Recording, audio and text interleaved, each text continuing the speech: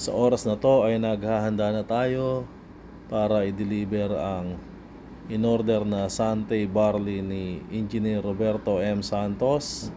Medyo malayo po ang kanyang bahay, nasa Ubor, mga 30 minuto andun na po tayo. And dito na po si Orange Ranger, ang ating kabady-bady sa pagbiyahe. Siya po ang magdadala sa atin. Fast forward po, nandito na tayo sa lugar kung saan malapit ang bahay ni Engineer Roberto Santos.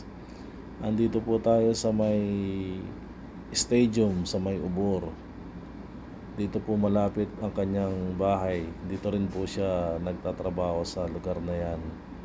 Ayan po, kung nakikita nyo, ang stadium na yan, dyan po naglaro ang mga Gilas Pilipinas.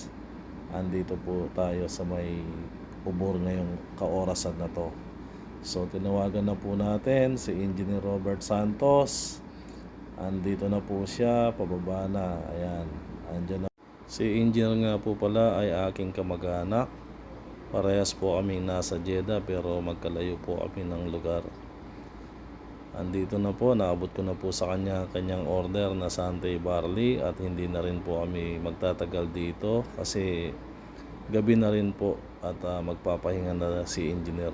Tsaka na tayo magkwentuhan ni Engineer. Maraming salamat sa iyo sa pag-order ng Santay Barley. Sana sa susunod mag-order ka pa at maraming salamat.